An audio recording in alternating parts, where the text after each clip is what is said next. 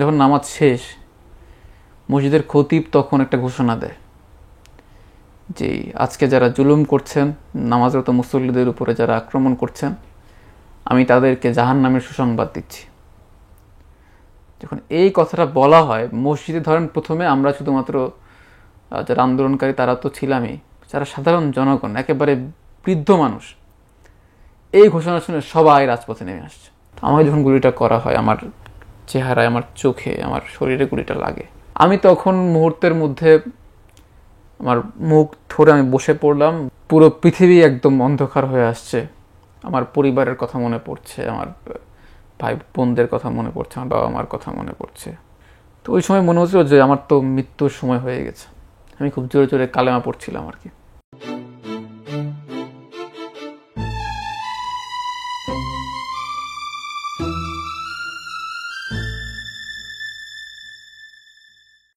আসসালামু আলাইকুম প্রিয় দর্শক, জুলাই গণ অভ্যুত্থান নিয়ে পুরো জুলাই মাস জুড়ে প্যানভিশন টিভির বিশেষ আয়োজন লাল জুলাইয়ের গল্পের আজকের পর্বে আপনাদের স্বাগত জানাচ্ছি আমি রায়হান উদ্দিন। প্রিয় দর্শক, জুলাইয়ের প্রত্যেকটি দিন রক্ত দিয়ে লেখা, সাহসিকতা, প্রতিরোধ, প্রতিবাদ, সংগ্রাম ও আত্মত্যাগের উপাখ্যান রচিত হয়েছে এই পুরো জুলাই মাস জুড়ে। আমরা দেখেছি পাবলিক বিশ্ববিদ্যালয়, প্রাইভেট বিশ্ববিদ্যালয় সহ সকল শ্রেণী পেশার মানুষ এই গণ আন্দোলনে অংশীদার ছিলেন। প্রিয় দর্শক, লাল জুলাইয়ের গল্পের আজকের পর্বে আমরা কথা বলবো ইন্ডিপেন্ডেন্ট ইউনিভার্সিটি বাংলাদেশের শিক্ষার্থী এবং জুলাইয়ের সম্মুখ যোদ্ধা তাহমিদ হুজাইফার সাথে। তাহমিদ হুজাইফা, কেমন আছেন? আলহামদুলিল্লাহ, আমি ভালো আছি। আপনাকে ধন্যবাদ এবং প্যানভিশন টিভিকে ধন্যবাদ এরকম একটি সুন্দর আয়োজন করার জন্য এবং আমাকে আমন্ত্রণ জানানোর জন্য। অসংখ্য ধন্যবাদ। লাল জুলাইয়ের গল্পে আমরা অসংখ্য যোদ্ধার গল্প শুনেছি এবং আমরা যতটুকু জানি আপনি বেসরকারি বিশ্ববিদ্যালয়কে সংগঠিত করার ক্ষেত্রে গুরুত্বপূর্ণ ভূমিকা পালন করেছেন। আমি শুরুতেই যদি আপনার পরিচয়টা সংক্ষেপে জানতে চাই। জি, আমার নাম তাহমিদ হুজাইফা এবং আমার পড়াশোনা ইন্ডিপেন্ডেন্ট ইউনিভার্সিটিতে। আমার বাসা হচ্ছে উত্তরা এবং আমি উত্তরায় আন্দোলনে সক্রিয়ভাবে অংশগ্রহণ করেছিলাম। আমরা যদি জানতে চাই এই আন্দোলনের সাথে আপনি ঠিক কবে থেকে কিভাবে সংযুক্ত ছিলেন? দেখুন, যখন কোটা সংস্কার আন্দোলনটা শুরু হয় জুলাইয়ের প্রথম থেকেই, তো প্রাইমারিভাবে এই আন্দোলনটি একটি যৌক্তিক আন্দোলন হিসেবে, যেহেতু অতীতের যে কোনো যৌক্তিক আন্দোলনে আমার সমর্থন এবং অংশগ্রহণ ছিল। যদি আমি একটু পিছনে যাই তাহলে প্রাইভেট ইউনিভার্সিটি যখন ভ্যাট বিরোধী আন্দোলন হয়, তখন অনেক ছোট ছিলাম যদিও, তারপরও তখন সেই আন্দোলনে অংশগ্রহণের সুযোগ হয়। পরবর্তী 2018 সালে নিরাপদ সড়ক আন্দোলনে খুবই সক্রিয়ভাবে অংশগ্রহণ করেছিলাম, কলেজে ছিলাম তখন। এর পরবর্তীতে যে কোনো গণতান্ত্রিক আন্দোলনে এবং রাজনৈতিক বিভিন্ন সচেতনতার যে বিষয়গুলো ছিল, সে বিষয়গুলোকে সামনে রেখে আন্দোলন সংগ্রামে অংশগ্রহণ করার সুযোগ হয়েছিল। তো তারই ধারাবাহিকতায় যখন কোটা সংস্কার আন্দোলনটি শুরু হয়, তখন তার সাথে মৌন সম্মতি তো অবশ্যই ছিল, কিন্তু যখন আমরা দেখতে পেয়েছিলাম যে আন্দোলনটা আসলে শুধুমাত্র ঢাকা ইউনিভার্সিটি কেন্দ্রিক নয়, এবং সেখানে আমরা দেখেছিলাম 15 জুলাই ঢাকা ইউনিভার্সিটিতে সেদিন যে কর্মসূচি ছিল সেখানে ছাত্রলীগ হামলা করেছে এবং আমরা দেখেছিলাম আমাদের অসংখ্য ভাই বোনদেরকে আহত করা হয়েছে সেখানে। এবং বিশেষ যে বিষয়টা, সেটা হচ্ছে যে বিষয়টা আমাকে সময় আমার ভেতরে এই তাড়নাটা সৃষ্টি করে, যে আমি দেখেছিলাম যে বহিরাগত ছাত্রদেরকে, বিভিন্ন সন্ত্রাসী গ্রুপকে ইউনিভার্সিটিতে নিয়ে এসে সেখানে ইউনিভার্সিটি স্টুডেন্টদেরকে আহত করা হচ্ছে বা তাদের উপর আক্রমণ করা হচ্ছে। তো এই বিষয়টা আমার মধ্যে নাড়া দেয়, যদি তারা এই আন্দোলনকে দমানোর জন্য তারা এই ধরনের পদক্ষেপ নিতে পারে, তাহলে আমাদেরও দায়িত্ব হচ্ছে আমাদেরও আমাদের ভাই বোনদের রক্ষার্থে এবং তাদের পাশে দাঁড়ানোটা আমাদের দায়িত্ব, রাজপথে থাকা, তাদের এই যৌক্তিক আন্দোলনের সহযোগিতা করা। সেই জায়গা থেকে 15 জুলাই সর্বপ্রথম রাতে ঢাকা ইউনিভার্সিটিতে আমরা চলে যাই। আমাদের আরো কিছু ছোট ভাই যারা ছিল, যারা এই বিষয়গুলো নিয়ে যারা খুব এই যে আপনাদের অংশগ্রহণটা, এটা কি খুব পরিকল্পিত ছিল নাকি আপনাদের হঠাৎ মনে হলো এটা আমাদের যাওয়া উচিত? 15 তারিখে একেবারেই হঠাৎ করে আমাদের মনে হলো যে আমাদের এই আন্দোলনে অংশগ্রহণ করা প্রয়োজন। তো আমরা 15 তারিখে ঢাকা ইউনিভার্সিটিতে যাই। সেখানে যদিও তখন সংঘর্ষ ততক্ষণই শেষ রাতেবেলা, তারপর আমরা সেখানে অবস্থান করে পরের দিন ঢাকা ইউনিভার্সিটিতে সেদিন শহীদ মিনার একটি সমাবেশ হয় এবং সেই সমাবেশে আমরা অংশগ্রহণ করি। আমরা 21শে হল এবং শহীদুল্লাহ হলের যে স্থানটি, চাঙ্কারপুরের এই জায়গাটাতে, এই জায়গায় অবস্থান করি এবং এই জায়গায় সেদিন মোটামুটি প্রায় দুপুর 1টা থেকে সন্ধ্যা পর্যন্ত সেখানে আমরা স্থানীয় যে আওয়ামী লীগ এবং সন্ত্রাসীদের সাথে আমরা মোকাবেলা করি সেই জায়গায়। তো সেই সময় থেকে মূলত এই আন্দোলনের সাথে সক্রিয়ভাবে অংশগ্রহণ করা। পরবর্তীতে ঢাকা ইউনিভার্সিটিতে যেই জানাজা হয়, গায়েবানা জানাজা, সেখানে অংশগ্রহণ করি 17 জুলাই। এর পরবর্তীতে যখন ঢাকা ইউনিভার্সিটি বন্ধ করে দেওয়া হয়, তখন থেকে 18 জুলাই থেকে উত্তরায় আমি সক্রিয়ভাবে অংশগ্রহণ করি আর কি। এরপর থেকেই মূলত আন্দোলনটা ওই বিশ্ববিদ্যালয় কেন্দ্রিকতা থেকে বের হয়ে সকল মানুষকে সম্পৃক্ত করেছে। উত্তরায় 16 জুলাই থেকে আন্দোলনটা শুরু হয়, তবে এত বড় পরিসরে ছিল না প্রথমে। 18 তারিখ থেকে মূলত এটা বড় পরিসরে হয়, এবং আমরা জানি যে সেদিন উত্তরা, তারপর হচ্ছে আমাদের প্রাইভেট ইউনিভার্সিটিগুলো সেদিন এক অবিস্মরণীয় একটি ভূমিকা পালন করে আর কি। আপনার সরকারি চাকরি করার কোনো ধরনের পরিকল্পনা আছে কিনা? একেবারে ব্যক্তিগত প্রশ্ন। আমার সরকারি চাকরির বিষয়ে কখনোই পরিকল্পনা ছিল না। আমরা সাধারণত এই প্রবণতাটা বেসরকারি বিশ্ববিদ্যালয়ের সকল শিক্ষার্থীর দিক থেকেই পাই, কিন্তু তাহলে এই আন্দোলনটা ছিল একেবারেই কোটা ব্যবস্থা নিয়ে সরকারি চাকরিতে। আপনার কোন মোটিভেশন কাজ করেছে যে আপনার কেন মনে হয়েছে এখানে পার্টিসিপেট? আমি তো ইতিমধ্যে বললাম যে আসলে কোটা সংস্কারের যে বিষয়টা, এটার প্রতি তো অবশ্যই একটা মৌন সমর্থন ছিলই, কিন্তু এটাই আমার আন্দোলনের মূল বিষয় ছিল না। আমি আমার যদি নিজের কথা বলতে চাই, আমার মধ্যে যে বিষয়টা কাজ করেছে, আমি বলেছি যে সাধারণ শিক্ষার্থীদের উপরে যেই ভয়ঙ্করভাবে নির্যাতন করা হলো, যে হামলা করা হলো, বিশেষ করে আমার বোনদেরকে যে ঢাকা ভার্সিটিতে তাদের উপরে যে আক্রমণ করা হলো, এর পরবর্তীতে যখন আমরা দেখলাম যে এরকম একটি ইস্যুকে সামনে রেখে, এটি কোটা সংস্কারের ইস্যু, এটা একটি টেবিলের মধ্যে এটা সমাধানযোগ্য, কিন্তু আমরা দেখলাম যে পরের দিন 16 জুলাই দেশের বিভিন্ন স্থানে, রংপুর, চিটাগং, রংপুরের শহীদ আবু সাইদ, তার যেই আইকনিক একটি ছবি আমরা দেখি, তিনি কিন্তু আন্দোলনের নেতৃত্ব দিচ্ছিলেন, এবং তিনি একদম সম্মুখ সারিতে সামনে থেকে যখন গুলি করা হচ্ছিল পুলিশের সামনে তিনি বুক পেতে দিলেন। এই দৃশ্যটা শুধুমাত্র আমার একার জন্য মোটিভেটেড না, এটি অসংখ্য শিক্ষার্থী এবং অসংখ্য মানুষের মধ্যে, বাংলাদেশের আপামর জনসাধারণের মধ্যে এই দৃশ্যটি কিন্তু তাদের ভিতরকে আন্দোলিত করেছিল আর কি। এরপর আমরা দেখেছিলাম যে চিটাগংয়ে শহীদ ওয়াসিম, শহীদ শান্ত সহ এই যে তাদেরকে শহীদ করা হলো, একটি কোটা সংস্কার আন্দোলন তো শুধু একটা, আমি যেটা বললাম, যেটা সংস্কার পরবর্তীতে আমরা দেখেছি যে যখন অসংখ্য মানুষ মারা গেল, সরকার থেকে কিন্তু সেটিকে আবারও কি করা হলো, বাতিল করা হলো। কিন্তু তারপরও দেখেন এই কাজটা কিন্তু আগে না করে, এই যে মানুষের উপরে যে এক ধরনের নির্যাতন আমরা 16 বছর ধরে দেখেছি।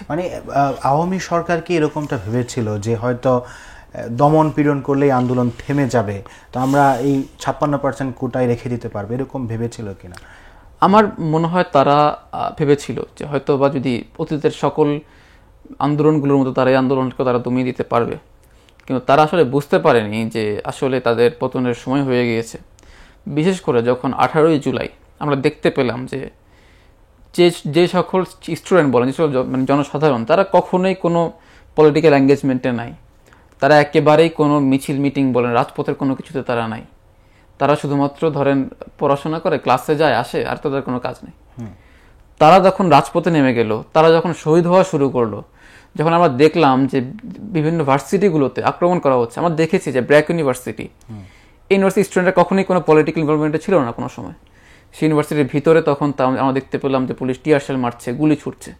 এগুলো তো আসলে একটা জেনারেশনের মধ্যে বিষয়গুলো খুবই নেগেটিভ একটি ইফেক্ট ফেলে আর কি। তখন আমরা বুঝতে পেরেছি যে সরকার তার যেই কফিনে সে শেষ প্যারেকটা মারছে আর কি। সেই সময় থেকে আমাদের মধ্যে এই ধরনের একটা চিন্তা চলে। প্রসঙ্গক্রমে আপনার কাছে একটা জিনিস জানতে চাইবো, সেটি হচ্ছে আওয়ামী সরকার, ফ্যাসিবাদী সরকার যে কোনো আন্দোলনকে রাজাকার, জামাত, শিবির ইত্যাদি ট্যাগ দিয়ে দমন করেছে, এবং আমরা আসলে শিক্ষার্থীদের পক্ষ থেকে এরকম কোনো জোরালো বিরোধিতাও দেখতে পাইনি। কিন্তু যখন 14 জুলাই রাতে অথবা সন্ধ্যার দিকে শেখ হাসিনা এই মন্তব্যটি করলেন, যারা আন্দোলন করছে তাদেরকে রাজাকারের নাতিপুতি ট্যাগ দিলেন, তখন এক ধরনের আমরা শিক্ষার্থীদের মধ্যে বিস্ফোরণ দেখতে পাই। এই যে হঠাৎ করে ফ্যাসিবাদ বিরোধী একটা মনস্তত্ত্ব তৈরি হওয়া, এটাকে আপনি কিভাবে দেখছেন, যে হঠাৎ করে কেন শিক্ষার্থীরা এত সচেতন হয়ে উঠলো? দেখুন, ফ্যাসিবাদ বিরোধী মনস্তত্ত্বটা হঠাৎ করে সৃষ্টি হয়নি, প্রথম কথা হচ্ছে এটা।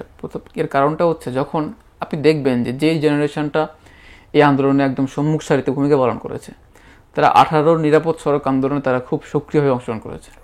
তারা কিন্তু সেখানে দেখেছে যে সরকার কীভাবে দমন করে, তারা সরকারের যে ফ্যাসিবাদী রূপ তখন থেকেই তারা দেখে। কিন্তু যে বিষয়টা ছিল যে আসলে তাদের জায়গা থেকে যে প্রতিবাদের একটা প্ল্যাটফর্ম, সেই প্ল্যাটফর্মটা মূলত আমি মনে করি যে এই জেনারেশনটা তখন পর্যন্ত পায়নি আর কি।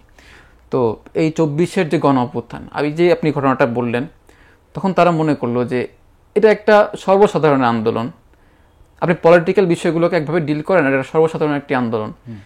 তখন তারা মনে করলো যে না, আসলে তো মানে কাদা, মানে যখন কি বলে এটাকে, কাদা ছড়াছড়ি শুরু হলো, কাদাটা আমার গায়েও লাগছে। সেই জায়গা থেকে, সেই চেতনা থেকে, শুধুমাত্র আমি বলবো না যে ওই দিন হঠাৎ করে এই চেতনাটা তৈরি হয়েছে, অর্থাৎ এই ফেসিবাদের পুরো সময়টাতে পুরো সময় ধীরে ধীরে মনস্তত্ত্ব তৈরি তৈরি হয়েছে। আমরা দেখেছি 17 তারিখ ঢাকা ইউনিভার্সিটি বন্ধ ঘোষণা করা হলো, শিক্ষার্থীরা এক প্রকার বাধ্য হয়ে ক্যাম্পাস ছেড়েছেন এবং এরপর থেকে মূলত আন্দোলনটা পরিচালিত হয়েছে বেসরকারি বিশ্ববিদ্যালয়ের নেতৃত্বে। আপনি একজন বেসরকারি বিশ্ববিদ্যালয়ের শিক্ষার্থী হিসেবে 18 জুলাই থেকে এই যে পুরো আন্দোলনটা আপনারা ক্যারি করেছেন, এই সময়টাতে আপনি কিভাবে আন্দোলনে সম্পৃক্ত ছিলেন, এই গল্পটা যদি একটু বলতেন। যখন 17 তারিখ ঢাকা ইউনিভার্সিটিকে বন্ধ ঘোষণা করা হলো এবং আমরা দেখেছি যে গায়েবানা জানা যায় সেদিন পুলিশ একবারে নারকীয়ভাবে সেখানে হামলা করেছে এবং আমরা দেখেছি টিয়ার শেল, লাভার বুলেট, সাংবাদিকদের উপরে আক্রমণ করা হয়েছে। তো একটা সময় মনে হলো যে হয়তো বা আন্দোলনটা কোনোভাবে মানে বন্ধ হয়ে যাচ্ছে আর কি। পাশাপাশি যারা শহীদ হয়েছেন তাদের বিষয়গুলো বারবার মাথায় ঘুরপাক খাচ্ছিল যে আন্দোলনটা সম্ভবত বন্ধ হয়ে যাচ্ছে। কিন্তু আমরা দেখলাম যে সেদিনই যাত্রাবাড়িতে একটা নতুন করে একটা প্রতিরোধ সৃষ্টি হয় সেখানে। এর পাশাপাশি যেহেতু উত্তরার, আমি যদি একটু পিছনে যাই, উত্তরার আন্দোলন তো যেটা বললাম 16 তারিখ থেকে শুরু হয়েছে। যখন আমরা দেখলাম যে ঢাকা ইউনিভার্সিটি বন্ধ হয়ে গিয়েছে, আমাদের মনে হলো যে এই আন্দোলনটাকে এবার ছড়িয়ে দেওয়ার মতো সময় হয়ে গেছে। আমরা তখন যেটা করলাম যে উত্তরার, যেহেতু অলরেডি উত্তর স্কুল কলেজের ছোট ছোট শিক্ষার্থীরা বলুন বা প্রাইভেট ইউনিভার্সিটির শিক্ষার্থীরা, তারা অলরেডি নেমে গিয়েছে এবং তারা ফুল ফ্রেজে তারা নামতে চায়, তখন আমরা তাদের সাথে যোগাযোগ করলাম। পাশাপাশি যেহেতু আমি প্রাইভেট ইউনিভার্সিটির একজন স্টুডেন্ট, আমিও আমার সার্কেলে, আমার ফোরামে আমি এটা নিয়ে আলোচনা করলাম এবং আমি সবাইকে আহ্বান জানালাম যে আমরা আগামীকালকে আমরা মিটিংয়ে, আমরা অনলাইনে একসাথে বসে আমরা প্লেস ঠিক করা, তারপর কোন স্ট্র্যাটেজিতে আন্দোলনটা আগাবে, কারা প্রথমে রাজপথে নামবে, এরপরে কারা, এই সবগুলো বিষয়ে আমরা আলোচনা করি এবং আমরা এইভাবে প্ল্যানগুলো করি যে প্রথমে যদি আমরা স্কুলের বা যারা ইউনিফর্ম ড্রেসড পরা যারা আছে তাদেরকে যদি আমরা প্রথমে নিয়ে আসতে পারি, প্রথমে আমরা আক্রমণের শিকার হব না। এরকম কিছু প্ল্যান আমরা করে তখন আমরা আন্দোলনটায় উত্তরের কথাটা আমি বলছি। ঠিক এভাবেই হচ্ছে যে অন্যান্য যে স্পটগুলো বলেন, রামপুরা, বাড্ডা, যেখানে প্রাইভেট ইউনিভার্সিটি স্টুডেন্ট নামে, মিরপুর, এসব জায়গায় এইভাবেই আন্দোলনটা মূলত শুরু হয়। তো আমরা যেটা আপনাকে বললাম যে আমরা যে প্ল্যান করেছিলাম যে প্রায় ছোটো ছোটো বাচ্চারা এই আন্দোলন, তাদেরকে যদি আমরা সামনে নিয়ে আসতে পারি তাহলে আমরা প্রথমে বাধার সম্মুখীন হব না। কিন্তু যে বিষয়টা আমাদেরকে আসলেই, মানে আমাদেরকে ওই সময় প্রচণ্ড অবাক করেছিল যে সর্বপ্রথম আক্রমণটা এই ছোট ছোট বাচ্চাগুলোর উপরে কিন্তু হয়েছিল। তারা যখন 18 জুলাই রাজপথে নেমে আসলো, তাদের উপরে প্রথম ওপেন ফায়ার করা হয় উত্তরায়। এবং আমরা আমাদের উত্তরার যে আন্দোলনের, যদি আমরা আগে থেকে বলি, কখনো আমরা এরকম দেখিনি যে উত্তরায় এভাবে ওপেন ফায়ার করা হয় বা এভাবে করা যায়। সেদিন আমরা আমাদের অসংখ্য যারা সহযোদ্ধা আহত হয়েছে, শহীদ হয়েছে অনেকজন। স্কুলের বাচ্চাদের মধ্যে কেউ শহীদ হয়েছিলেন কিনা ওই দিন? সেদিন হচ্ছে একজন কলেজের শিক্ষার্থী, তার নামটা এই মুহূর্তে আমার মনে পড়ছে না। যখন আমি একটু ঘটনাটা এরকম যে যখন আমরা আন্দোলনটা শুরু করলাম, সেখানে একটা টাইমে যখন পুলিশ আক্রমণ করলো, গুলি করলো, সেই ছেলেটা হচ্ছে স্কুলের কলেজের ইউনিফর্ম পরা ছিল, তার পুরো মুখ থেকে পুরো শরীর রাবার বুলেটে ঝাঁঝরা হয়ে যায় এবং সে শেষ সময় পর্যন্ত সে বেঁচে ছিল। সে হচ্ছে, আমরা পুলিশের বাধার কারণে আমরা যেতে পারছি না এই পাশটাতে, সে হচ্ছে একটা মার্কেটে সিঁড়িতে বসে পড়ে এবং ট্রিটমেন্ট না পাওয়ার কারণে, অতিরিক্ত রক্তক্ষরণের কারণে সে ওই সিঁড়িতেই সে মারা যায়, সেখানেই সে পড়ে থাকে। এছাড়া যদি আর শিক্ষার্থী ছিল, আপনি এটা স্মরণ করতে পারেন কিনা, কোন কলেজের শিক্ষার্থী ছিল? সে ছিল হচ্ছে টঙ্গীর, সম্ভবত টঙ্গীর কোনো একটা কলেজের শিক্ষার্থী ছিল আর কি। পাশাপাশি আমার সেদিন আমাদের খুব কাছ থেকে আরেকজন শহীদের, আমি প্রথম দিককার কথা বলছি, শহীদ শাকিল পারভেজ, যিনি মানরাত ইউনিভার্সিটির শিক্ষার্থী ছিলেন। তো সে হচ্ছে, যেহেতু সে আগে থেকে সাংবাদিকতায় পড়াশোনা করতো, সে হচ্ছে ইউনিভার্সিটিতে সাংবাদিকতার কাজও করতো আর কি। যখন পুলিশ আক্রমণ শুরু করলো, সে কিন্তু তার যে সাংবাদিকতার পরিচয়কে সামনে নিয়ে সে চাচ্ছিল যে পুলিশের সাথে এক ধরনের মধ্যস্থতা বা যাতে করে কোনো ধরনের আক্রমণ না করে শিক্ষার্থীদের উপরে। সে কিন্তু জাতীয় পতাকা নিয়ে পুলিশকে দেখিয়ে দেখে সে জায়গা তাছাড়া বলছে যে আমি সাংবাদিক, সেখানে তাকে গুলি করা হয় এবং তাকে শহীদ করা হয়। এবং আপনাদের চোখের সামনেই তাকে? জি, আমাদের একদম চোখের সামনে। এভাবেই সারা দিন ব্যাপী প্রচুর সংঘর্ষ চলতে থাকে। আমরা আসলে খুবই অবাক হয়েছিলাম তখন, যে আমরা ভেবেছিলাম যে হয়তো বা এ ধরনের আক্রমণ আমাদের পক্ষে, কারণ আমরা তো একেবারে খালি হাত, আমাদের পক্ষে কোনোভাবে এটাকে সামাল দেওয়া সম্ভব না। কিন্তু আমরা দেখলাম যে যেই ছেলেরা, যারা হচ্ছে ছেলে বলেন মেয়েরা বলেন, যারা কখনোই এরকম রাজপথে নেমে আসে না কোনো বিষয়ে, তারা সম্মুখ সারিতে ইভেন আমাদের সামনে গিয়েও তারা মানে যেই লড়াইটা সে তারা দাঁড়িয়ে রেখেছিল আর কি ওই সময়। তাদের এই লড়াইটার কারণেই কিন্তু আমরা সারা দিন আমরা সেখানে স্টে করতে পারি। আপনার কাছে একটু জাস্ট জানতে চাই, যেহেতু আপনি ওই সময়ের সরাসরি দৃশ্যটা দেখেছেন, যে একটা স্কুলের বাচ্চা সে রাজনীতি সম্পর্কে এত কিছু বুঝতে শিখেনি, তার মধ্যে হঠাৎ করে কেন মনে হলো যে না, আমি জন্মভূমির জন্য, আমার মাতৃভূমির জন্য আমি শহীদ হব প্রয়োজনে, তারপরে ফেসিবাদ থেকে আমাদের রক্ষা পেতে হবে, এই যে বোধটা তার মধ্যে কিভাবে জাগ্রত হলো হঠাৎ করে? দেখুন, যে ছেলেগুলো সম্মুখ সারিতে এভাবে লড়াই করছিল, আমি মনে করি তাদের জন্মের পর থেকে, বুঝ হওয়ার পর থেকে তারা এই ফ্যাসিবাদ সময়টা দেখে আসছে। এক্স্যাক্টলি। এবং তারা এটাকে কখনোই গ্রহণ করেছে বলে আমার মনে হয় না। আমরা হয়তো বা অনেক সময় অনেক কিছুতে আমরা মনে করতাম যে এই জেনারেশনটা হয়তো বা খুবই নষ্ট হয়ে যাচ্ছে, এই জেনারেশনটা কোনো কিছুর খোঁজখবর রাখছে না। বলেন রিলস প্রজন্ম, তারা টিকটক প্রজন্ম, অনলাইনে আমরা মনে করতাম যে তারা হয়তো বা এসব বিষয়ে তাদের কোনো মাথা ব্যথা নাই। কিন্তু দেখেন, এখানে তার জন্ম হয়েছে এই দেশে, সে দেশের বিষয়গুলো নিয়ে সে জানে, সে দেখে, যত কিছুই আমরা বলি, তার ভিতরে সেই লড়াইয়ের ময়দানে সেই যে তার মধ্যে যে একটা চেতনা, যে একটা বিষয়, যে আমার জন্মভূমি এটা আমি কাউকে 1 ইঞ্চি ছেড়ে দিব না, এই চিন্তাটা যখন লড়াইয়ের ময়দানে বাই ডিফল্ট তার মধ্যে চলে আসে, তখন কিন্তু দুনিয়ার আসলে কোনো শক্তি তাকে আসলে রুখতে পারে বা রুখতে পেরেছে, আপনারা দেখেছেন, পারেনি কিন্তু। তো এটা হচ্ছে কি, আমি মনে করি যে তাদের যে 16 বছরের যে একটি তারা দেখে আসে একদম তাদের ছোট থেকে, এটা তাদের ভিতরে প্রচুর কাজ করেছে। দেয়ালে পিঠ ঠেকে যাওয়ার মতো পরিস্থিতি আসলে হ্যাঁ, সেই সময়টা এরকমই ছিল, সেই সময়টা এরকমই ছিল যে আসলে কোথাও যাওয়ার আর জায়গা নেই, পিছনে তো দেয়াল আর সামনে হচ্ছে যে আপনার মুক্তি আর কি, তারা এভাবে দেখেছে আর কি মূলত। সো আপনি তো এই আন্দোলনে 18 তারিখের গল্প আমাদের সামনে বললেন, আপনার কোনো সিগনিফিকেন্ট গল্প মনে আছে কিনা, যে ওই সময়ে আপনার চোখের সামনেই এমন কিছু ঘটেছে যেটা আপনাকে প্রচণ্ডভাবে মানে আন্দোলিত করেছে অথবা প্রচণ্ডভাবে আপনাকে ভারাক্রান্ত করেছে? আমি যেহেতু একেবারে ছোটবেলা থেকে উত্তরায় থাকি এবং মোটামুটি একটা সিভিল সোসাইটির সাথে, একটা এলিট সোসাইটির সাথে আমার পরিচয়, আমি তো প্রথম থেকে বললাম যে আসলে এই আন্দোলনটার পিছনে এই মানুষগুলার প্রচুর অবদান। আমার মনে আছে যখন 19শে জুলাই সেদিন কারফিউ সারা দেশে, আমরা উত্তরায় সেদিনও প্রচণ্ড লড়াই। আমার মনে আছে যে দুপুরবেলা জুমার নামাজের সময় আমরা তখন সবাই একেবারে রাস্তার পাশে মসজিদ, আমরা নামাজে দাঁড়াই, জুমার নামাজ পড়ি। সে জুমার নামাজ চলাকালীন অবস্থায় মসজিদে পুলিশ টিয়ারশেল নিক্ষেপ করে, গুলি করে। এবং কোন জায়গায় মসজিদ? উত্তর আজমপুরে। এটা আজমপুরে। মসজিদের নামটা একটু মনে আছে?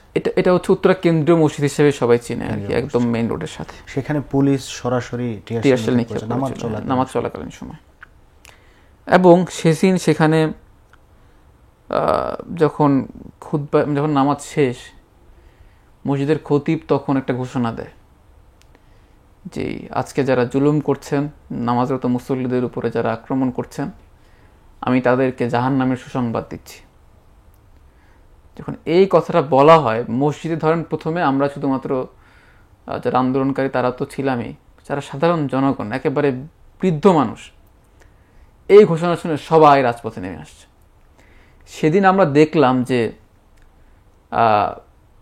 একজন রিক্সা চালক, একজন ভ্যানওয়ালা একজন দিনমজুর, যার আসলে মানে একটা দিন যদি সে কাজ না করে তার আসলে পেটে খাবার যাবে না।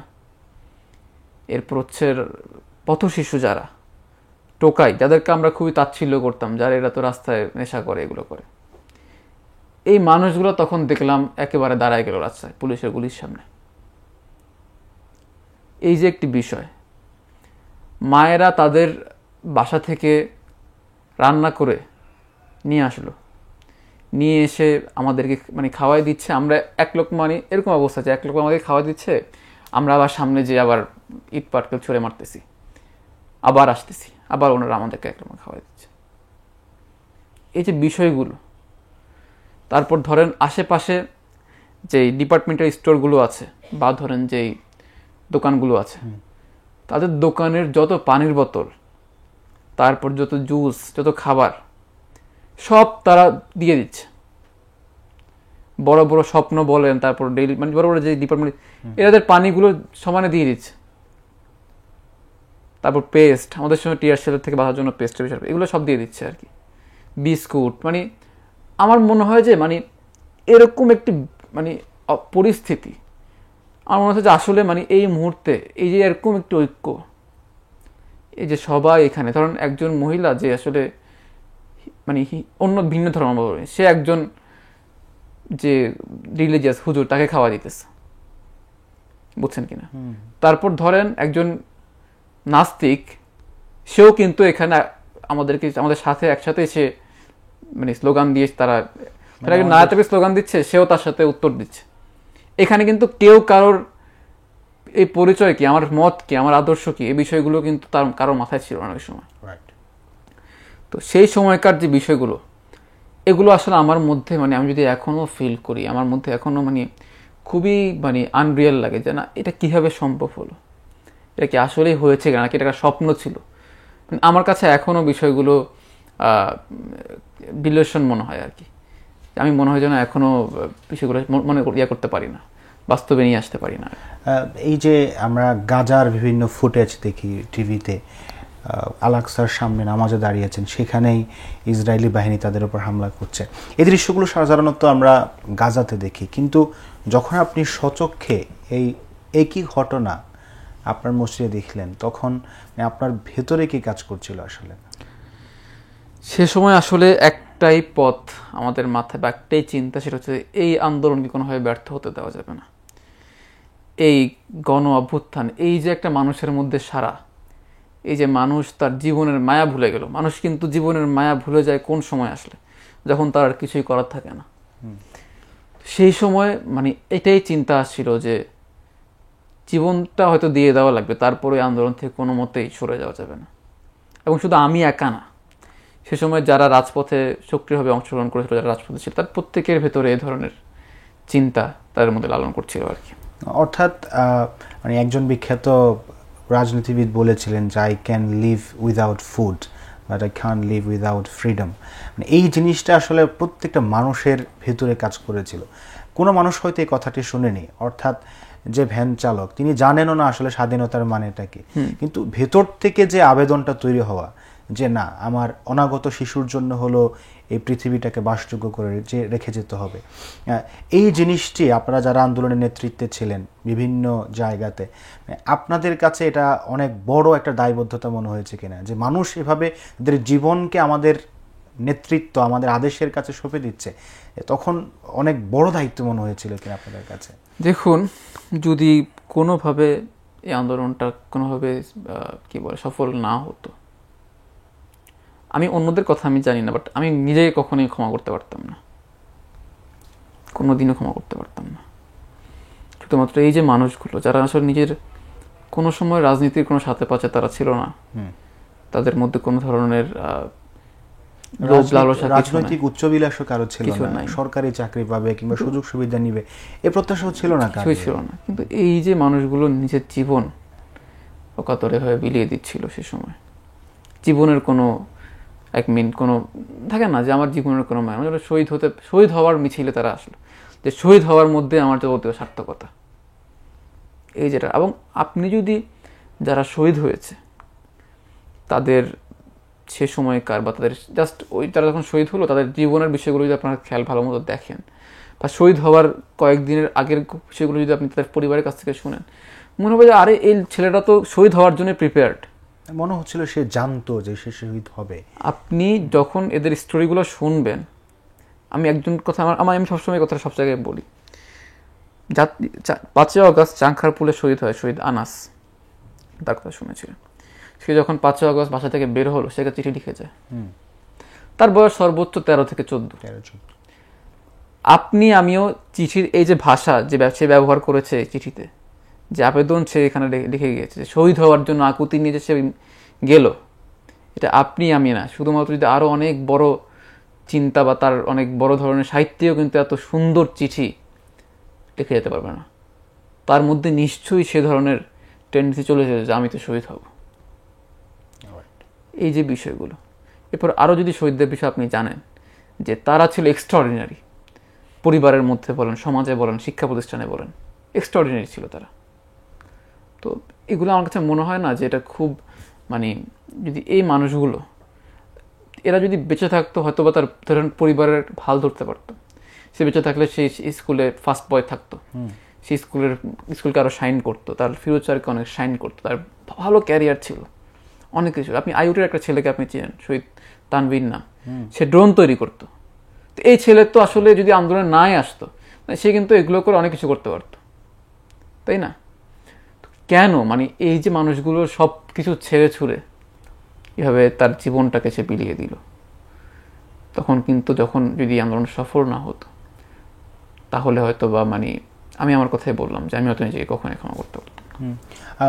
18 তারিখ রাত থেকে অর্থাৎ 19 তারিখ থেকে কিন্তু ইন্টারনেট ব্ল্যাকআউট হয়ে যায়, সরকার এক রকমের ক্র্যাকডাউন ঘোষণা করে, বাড়িতে বাড়িতে ব্লক রেট হচ্ছিল, মানুষজনের মধ্যে একটা আতঙ্ক বিরাজ করছিল। সেই সময়টাতে আপনি কিভাবে ছিলেন অথবা কোথায় ছিলেন? তো যখন কারফিউ ঘোষণা করা হয় এবং ইন্টারনেটকে বন্ধ করে দেওয়া হয়, আমাদের মধ্যে না এক ধরনের, আমরা যারা উত্তরায় আসলে আন্দোলন করেছি বা আমরা আমাদের মধ্যকার সম্পর্কটা যেটা দেখেছিলাম ওই সময়টাতে, আমাদের মধ্যে একটা চিন্তা ছিল যে কেউ না নামলে আমি নামবো, এরকম সবাই নিজের ভেতরটা। হ্যাঁ, এইভাবে করে দেখা যেত যে রাজপথে সবাই চলে আসতো। আমি বিষয়টা বুঝাতে পারবো, যদিও আমাদের কারোর সাথে তেমন যোগাযোগ নাই, কিন্তু আমাদের সবাই জানে রাজপথ আমাদের ঠিকানা, ওখানে আমাদের দেখা হবে। তো যখন 19 জুলাই আমরা যখন দেখলাম যে আসলে 18 জুলাইতে তো আমরা খুব প্ল্যান করে আমরা নামি, কিন্তু 19 জুলাই কিন্তু আমাদের মধ্যে কোনো প্ল্যান ছিল না। আমাদের এমনভাবে ম্যাসাকার করে দেওয়া হয়, এত এত আহত, এত এত শহীদ। আমরা মানে আমাদের খুবই ক্লোজ যারা ছিল বা এরকম, তারা প্রথম দফায় 18 তারিখে আহত হয়ে যায় ভালো মতো, এবং তার মধ্যে মানে প্রায় 4-5 জনের দৃষ্টিশক্তি চলে যায়, আরও খারাপভাবে আহত হয় আর কি। তো আমরা আসলে ভাবি নাই যে 19 তারিখে হবে সবাই নেমে, কিন্তু সবার ভেতরকার যে একটা তাড়না যে গতকালকে এই যে এত রক্তের কিন্তু একটা দায় আছে, সবাই সে রক্তের দায় মেটানোর জন্য সবাই নেমে আসছে। কেউ কারোর সাথে যোগাযোগ করতে পারে 19 তারিখে, কারণ ইন্টারনেট বন্ধ, কাউকে ফোন হিসাবে রিচ করা যাচ্ছে না, তো রাজপথে সবাই উপস্থিত। সবার হচ্ছে যে রক্তের দায় কীভাবে মেটাবে, হয় স্বাধীন করবে না নিজে শহীদ হবে, এই যে একটা চিন্তা, এই চিন্তা থেকে সবাই নেমে আসে। তো এর পরবর্তীতে যখন উত্তরা 19 তারিখ পরে 20 তারিখেও কিছুটা হয়, এর পরবর্তীতে উত্তরায় এক ভয়াবহ ক্র্যাকডাউন শুরু হয়, মানুষের বাসায় যে মানুষকে গ্রেফতার করা, গুম করা। সে সময় আমাদের উত্তরার যারা সহযোদ্ধারা ছিলেন তাদের অনেককে গ্রেফতার করা হয়, আমাদের সহযোদ্ধাকে তাকে 4 দিন গুম করে রাখা হয়। আমরা তখন দেখতে পেয়েছি যে এসএসসি পরীক্ষার্থী, তারপর ক্লাস 6-7 বাচ্চাদেরকে বাসা থেকে তুলে নিয়ে যাওয়া হয়েছে। তো সে সময় আমরা নিজেদেরকে যতটুকু পেরেছি যে আত্মগোপনে থেকে নিজের বাসা বাড়ি সব ছেড়ে দিয়ে নিজের ফোন টোন সব বন্ধ করে আমরা, তবে নিজেদের মধ্যে যে যোগাযোগটা এটা আমরা কন্টিনিউ করেছি। এটা আমরা বিভিন্নভাবে দেখা গেল যে আরেকজনের ফোন থেকে ফোন দিয়ে যোগাযোগ করা, বা ধরেন আমরা এভাবে করেছি যে মসজিদে আগের দিন বলতাম যে আগামীকালকে অমুক, আমরা বলে দিতাম যে অমুক মসজিদে সবাই নামাজ পড়ি, জোহরের সময় সবাই আসলে সবার সাথে দেখা সাক্ষাৎ করে খোঁজ খবর কি প্ল্যান করা যায়, কি আসলে এই বিষয়গুলো হয়েছে আর কি তখন। তো এর পরবর্তীতে আমরা দেখলাম যে যখন ইন্টারনেটকে আবার খোলা হয়, তখন তো সবাই দেশবাসী দেখলো যে কি ভয়াবহ বিভৎস পরিস্থিতি এই কয়েকদিন হলো। মানুষের মধ্যে আবারও এই যে একটা ক্ষোভ আস্তে আস্তে জায়গা শুরু করলো আমাদের। পরবর্তীতে আপনি জানবেন যে 2রা অগাস্ট সেদিন উত্তরায় না, সেদিন একটি কর্মসূচি ঘোষণা করা হয়েছে মার্চ ফর জাস্টিস নামে আর কি। তখন আমরা আরেকটা সুযোগ পেলাম যে আমরা আবারও রাজপথে নামবো। এবার প্রচুর আতঙ্ক ছিল। আসলে আপনাদের কোনো পরিকল্পিত আন্দোলন করার সুযোগ হয় নাই? না, পরিকল্পিত আন্দোলন হয়নি। এর পিছনে অন্যতম কারণ হচ্ছে যে আমাদের অসংখ্য সহযোগীকে গ্রেফতার করা হয়, গুম করে রাখা হয়। একটা বড় অংশ আহত, তারা আহত হয়ে হসপিটালাইজড হয়ে আছেন, তার ট্রিটমেন্ট পাচ্ছেন না ওই সময়। তাদের ট্রিটমেন্ট এবং আমাদের যারা আহত গ্রেফতার হয় তাদের খোঁজ খবর নেওয়াটা সেই সময় সবচেয়ে বেশি জরুরি ছিল আর কি, তাদেরকে সাপোর্ট দেওয়াটা সবচেয়ে বেশি জরুরি ছিল আর কি। আমরা সময় সেই কাজগুলো করেছি। অর্থাৎ যারাই সুস্থ ছিলেন তারা নিজেদের জায়গা থেকে আন্দোলনে অংশগ্রহণ করেছেন, কিন্তু সম্মিলিতভাবে সিদ্ধান্ত নিয়ে পরামর্শ করে কর্মসূচি ওই সময়টাতে এটা হয়নি। জি, তো আমরা যতটুকু জানি আপনি আন্দোলন চলাকালীন আহত হয়েছিলেন। ওই আহত হওয়ার গল্পটি যদি একটু বলতেন। আসলে আহত হয়েছি আমি অগাস্টের 2 তারিখে, 2রা অগাস্ট।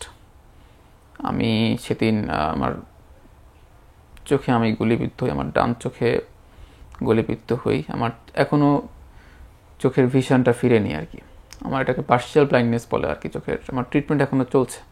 তো সেদিন হচ্ছে ডান চোখে একেবারেই দেখতে পান না? ডান চোখে আমি জাস্ট হচ্ছে লাইটের যে লাইট বুঝি আর কি, যে কোথায় লাইট কোথায় ডার্ক, এই বিষয়টা বুঝি। কোনো কিছু মানে অবজেক্টিফাই করতে পারি না যে এটা এই জিনিসটা, এটা এই জিনিসটা। কোনো কিছু পড়তে না, এটা তো একদমই না। আমার এটা তো সুযোগই নেই। আমি যদি শুধুমাত্র আমার বাম চোখ বন্ধ করে আমি দেখি, আমি এই যে আমার হাতটা নাড়ালাম, আমার মনে হচ্ছে কিছু একটা গেল আর কি, অথবা এই সাইডে লাইট আছে, এগুলো আমি যদি এখানে হাত দেখাই কয়টা আঙ্গুল আছে, না এটা তো দেখা বোঝার কোনো সুযোগই নেই না। তো যাই হোক, আমি একটু বলি যে আমি 2রা অগাস্ট সেদিন হচ্ছে মার্চ ফর জাস্টিস, আমি বললাম একটু আগে, আমরা সেদিন প্ল্যান করি যে আমরা উত্তরে আরেকটি আন্দোলন দ্বারা করানো চাই কিনা। তো সেই প্ল্যান থেকে আমরা জুমার নামাজের পরে আমরা উত্তরা 2টি মিছিল থেকে, মসজিদ থেকে আমরা মিছিল বের করি আর কি। তো সেদিন আসলে আগের দিন থেকেই আমরা একটা খবর পাচ্ছিলাম যে উত্তরায় আওয়ামী লীগ বা তাদের দোসররা তারা প্রচুর অস্ত্রশস্ত্র নিয়ে তারা আগামীকালকে অবস্থান করবে এবং তারা বড় ধরনের ম্যাসাকার চালাতে পারে আর কি। তো এই বিষয়গুলোকে উপেক্ষা করে আমরা চিন্তা করলাম যে আমরা যদি আজকে কোনোভাবে নামতে পারি, তাদের আসলে সে সৎ সাহসটা নাই আমাদেরকে ইয়া করে দেওয়ার, মোকাবেলা করার। তারপর আমরা প্ল্যান করে আমরা 2টি মসজিদ থেকে আমরা মিছিলটা শুরু করি একযোগে। তো সেদিন যে বিষয়টা, সেদিন আমরা দেখেছি যে স্কুল কলেজে ছোট ছোট বাচ্চারা এবং মেয়েরা, প্রচুর পরিমাণ নারীর উপস্থিতি আমরা দেখলাম। সেদিন জুমাবার ছিল, তারপরেও প্রচুর পরিমাণ নারীদের উপস্থিতি দেখলাম। স্কুল কলেজে ছোট ছোট বাচ্চারা দেখলাম, তারা নেমে আসলো। তো আমাদের উপর একটা বড় দায়িত্ব চলে আসলো যে এদেরকে মিছিল করানো এবং এদেরকে সেফলি আবার নিয়ে আসা আর কি। তো আমরা মিছিল শুরু করি, আমরা মিছিল একটা সময় শেষ করি। আমাদের উপরে তেমন ধরনের আক্রমণ হলো না, তারা ছিল পাশে কিন্তু তারা তেমন আক্রমণ করেনি। উত্তরের 11 নম্বর সেক্টরে জমজম টাওয়ার বলে একটা জায়গা আছে, এটা আপনারা সম্ভবত জানেন। সে জায়গায় যখন আমাদের মিছিল পৌঁছালো, সেখানে আগে থেকেই পুলিশ এবং আওয়ামী লীগের সন্ত্রাসীরা, স্থানীয় যারা আছে, কাউন্সিলর থেকে শুরু করে স্থানীয় সন্ত্রাসীরা, তারা অবস্থান নিচ্ছিল আগে থেকে। তো আমাদের প্ল্যান ছিল যে আমরা সেখানে মিছিলটা শেষ করে আমরা সেখান থেকে চলে আসবো আর কি। কিন্তু যখন আমরা যাওয়ার পরে আমরা দেখলাম যে তারা আমাদের উপরে আক্রমণ করার জন্য প্রস্তুতি নিচ্ছে। এই যে ছোট ছোট বাচ্চারা, এরা ঘোষণা দিল যে আমরা এখান থেকে এক চুলো নড়বো না, দেখি আছি কি করে। চিন্তা করতে পারবেন না যে আমি আমার জায়গা থেকেও কিন্তু চিন্তা করছিলাম যে এখান থেকে হয়তো তোমাদের চলে গেলেই ভালো হবে, কিন্তু এই যে বাচ্চারা, এই যে মেয়েরা, তারা বলতেছে যে আমাদের গায়ের উপর দিয়ে তারা যাবে দরকার হলে, কোনো মতেই তারা সেখান থেকে সরবে না। দুপুরের পরপরই 3টার দিকে তারা একই সাথে আক্রমণ শুরু করলো, পুলিশ আক্রমণ শুরু করলো। এবং মোটামুটি এমন একটা জায়গায় যে সেই জায়গাটাতে আমরা 2 সাইডেই হচ্ছে যে এক পাশে ছাত্রলীগ বা আওয়ামী লীগের লোক, এক পাশে পুলিশ। আমরা সেখান থেকে কোনো মতেই বের হয়ে আসার মতো কোনো অবস্থা ছিল না। তারপরেও আমরা একটা বড় সময় সেখানে ফাইট করি এদের সাথে। আমাদের হাতে লাঠি ছোড়া ছাড়া আর তেমন কিছু ছিলই না, ইট পাটকেল ছাড়া। তো এভাবে যখন ফাইট আমরা কন্টিনিউ করতে থাকি, আমরা দেখছিলাম যে আমাদেরকে তখন থেকে আওয়ামী লীগের ছাত্রলীগের সন্ত্রাসীরা গুলি করছে তাদের জায়গা থেকে। আরেকটা ইনফরমেশন আপনাকে দিয়ে রাখি যে এর আগে 19 জুলাই সেদিন এমন একটা ঘটনার মধ্যে আমরা পড়ি, সেদিন আমাদেরকে খুব ক্লোজলি গুলি করা হয়। ভাগ্যক্রমে আমার গায়ে না লেগে আমার পাশে একজনের তার কানে লাগে এবং তার একটা কান সেখান থেকে ছিঁড়ে পড়ে যায় আর কি আমার সামনে। নাম মনে আছে ওই ওই ছেলেটা র্যান্ডম একটা ছেলে, পরিচয় ছিল না, বাট দেখে মনে হলো যে সে ইংলিশ মিডিয়ামে পড়াশোনা করে, খুবই ইংলিশ এডিট ঘরানার একটা ছেলে। তো যাই হোক, তো সেদিনও দেখলাম যে একইভাবে এরকম শর্ট গান, পিস্তল এগুলো নিয়ে তারা গুলি ছুটছে আর কি। এটা কি শুধু পুলিশ ছিল নাকি না, আওয়ামী সন্ত্রাসীরাও ছিল? পুলিশ হচ্ছে সেদিন টিয়ারশেল আউটবুট এগুলো নিক্ষেপ করছিল, কিন্তু মূলত ফায়ারিং করছিল আওয়ামী লীগের সাইড থেকে আর কি। এবং তারা মোটামুটি ব্যাপক প্রস্তুতি নিয়ে শর্ট গান, তারপর রিভলভার, পিস্তল এগুলো নিয়ে তারা আক্রমণ করছে। তো একটা সময় যখন ধাওয়া পাল্টা চলছে, তারা দেখলাম যে খুব ক্লোজ চলে আসলো আমাদের, তাদের সবার হাতেই আর্মস এবং অস্ত্র, এবং আমাকে খুব কাছে থেকে গুলিটা করা হয় আর কি। একেবারে ধরেন সর্বোচ্চ 15 ফিট বা এরকম। তো যেহেতু আগের দিন 19 তারিখে আমি দেখেছি যে এরকমই একটা শর্ট গান থেকে গুলি করার কারণে একজনের কান পড়ে যায়, তো আমাকে যখন গুলিটা করা হয় আমার চেহারায়, আমার চোখে, আমার শরীরে গুলিটা লাগে, ছড়া গুলি আর কি, আর আমার পুরো শরীর ব্লিডিং হয়ে। আমার মাথায় তখন আসে যে এই গুলিতে তো একজনের কান পড়ে গেছে, আর এটা তো আমার মাথায় লাগছে, আমার মুখে বাঁচার মনে হয় আর সুযোগ নেই। আমি তখন মুহূর্তের মধ্যে আমার মুখ ধরে আমি বসে পড়লাম, বসে আমার পাশে 2-3 জন মেয়েদেরকে ঘুরে আমি বলতেছি যে আমি মনে হয় আর বাঁচব না। সে সময় আমার পুরো পৃথিবী একদম অন্ধকার হয়ে আসছে, আমার পরিবারের কথা মনে পড়ছে, আমার ভাই বোনদের কথা মনে পড়ছে, আমার বাবা মার কথা মনে পড়ছে, যে এখন তো হয়তো বা মানে ওই দিন এমন ছিল যে আমি বাসাও সেদিন বলে আসিনি যে আমি আন্দোলনে যাচ্ছি। বাসার সাথে যেহেতু অ্যান্ড্রয়েড ফোনও তখন আমরা ইউজ করতে পারছিলাম না, বিভিন্ন জায়গায় চেকিং হতো আর কি। আমার কাছে ছোটো একটা বাটন ফোন ছিল, নাম্বারটা আমার ফ্যামিলির কারো কাছে নাই। তো ওই সময় মনে হচ্ছিল যে আমার তো মৃত্যুর সময় হয়ে গেছে। আমি খুব জোরে জোরে কালেমা পড়ছিলাম আর কি ওই জায়গাটার ভিতরে। পরবর্তীতে আমাকে সেখানে আমার সাথে 2-3 জন ছিল, তারা আমাকে ধরাধরি করে পাশে একটা ছোটো ক্লিনিক টাইপের ছিল আর কি, মানে ডায়াগনস্টিক সেন্টারের মতো ছোট, সেখানে আমাকে নিয়ে যায়। তো নিয়ে যাওয়ার পরে সেখানে আমার প্রাইমারি যে ট্রিটমেন্টটা সেখানে দেওয়া হয়। তো আমার পরিবার বা কারোর সাথে আমি যোগাযোগ করতে পারছি না, কেউ আমার অবস্থা কি এটা জানতে পারছে না। আমার ওই সময় যখন আমাকে হসপিটালে নিয়ে যাচ্ছে, সে সময় আবার কেউ একজন একটা ভিডিও করে, সেই ভিডিওটা আবার খুব মানে আপলোড করার পরে খুব সার্কুলেটেড হয়ে যায়, বা সবাই প্রচুর শেয়ার হয়, প্রচুর ভিউ হতে থাকে। সেই ভিডিওর মাধ্যমে আমার পরিবার আমাকে প্রথমে দেখে যে আমি আহত হয়েছি আর কি। এর পাশাপাশি যেহেতু আপনি বলেছেন যে ইউনিভার্সিটি স্টুডেন্ট, আমার ভার্সিটিতেও বিষয়টা চলে যায়, এবং সেই সময় আসলে সেই হসপিটাল অথরিটি যারা ছিল তারা তাৎক্ষণিক আমাকে ট্রিটমেন্ট দেয়, আমাকে ক্লিন করে দেয়, ড্রেসিং করে দেয়, কিন্তু সেখান থেকে বের হওয়ার মতো অবস্থা ছিল না, কারণ বাইরে হচ্ছে যে তখনও সংঘর্ষ চলছে, এবং কতক্ষণ পরপরই হচ্ছে, যেহেতু এখানে একটাই হসপিটাল, সন্ত্রাসীরা বারবার হসপিটালের সামনে আসছে। হসপিটাল অথরিটি আবার কি করেছে যে তারা তাদের মেইন গেট অফ বন্ধ করে দিল আর কি। তারা বারবার চাচ্ছে যে হসপিটালে ঢুকবে। তো আমি সে সময় বারবার তারা আসে, আমি যখন ওটি থেকে আমি শুনতে পাই যে বাইরে খুব হট্টগোল, জয় বাংলা স্লোগান দিচ্ছে, তারা এরকম করতেছে। মনে হচ্ছিল যে হয়তো বা এখন হয়তো বেঁচে গেছি, কিন্তু এখান থেকে হয়তো বেঁচে ফিরতে পারবো না, কারণ তারা হসপিটালে ঢুকে গেলে এখানে আমাদের কাউকে তো রাস্তা রাখবে না, তাদের হাতে বিশাল বিশাল রামদা, গুলি, এগুলো থেকে বাঁচার তো কোনো সুযোগ নেই। তাকে লম্বা সময় পরে যখন মাগরিবের সময় হয়ে যায় প্রায়, তখন সন্ধ্যাশের সন্ধ্যা হয়ে যায় এবং খুব জোরে বৃষ্টি নামে আর কি। তখন তো তারা সেখানে থাকতে পারে না। পরবর্তীতে আমার পরিবারের পক্ষ থেকে আমাকে একভাবে সেখান থেকে বের করে নিয়ে এসে তখন আমাকে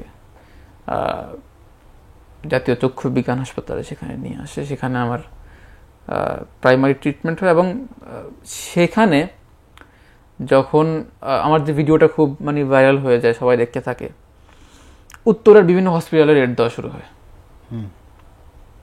যে আমাকে ধরার জন্য। মানে এটা কি পুলিশ নাকি? পুলিশ রেড দেওয়া। এবং সারপ্রাইজিংলি আমি তো যখন চক্ষুবিহীন হাসপাতালে যাই, আমাকে বলা হয় যে আপনার একটা এক্সরে করা লাগবে, বাইরে থেকে করে আসতে হবে, এখানে এক্সরেটা নাই। তো আমরা যখন হসপিটাল থেকে বের হয়ে এক্সরের জন্য আসি, তখনই খবর পাই যে পুলিশ চলে আসছে এখানে। ওই যে চক্ষু বিজ্ঞান হসপিটাল, হ্যাঁ, আগারগাঁওতে। অর্থাৎ তারা আপনাদেরকে ট্রেস করছিল কোথায় যাচ্ছে।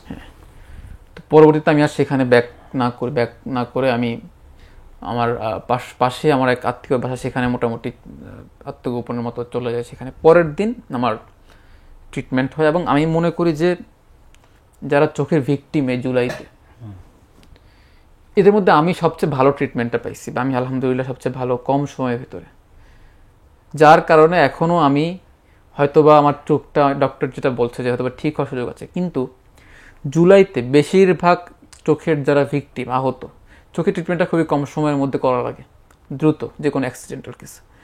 বেশিরভাগ আহত যারা 18-19 তারিখে আহত হয়েছে, তারা কেউই 10 দিনের আগে ট্রিটমেন্ট পায় নাই।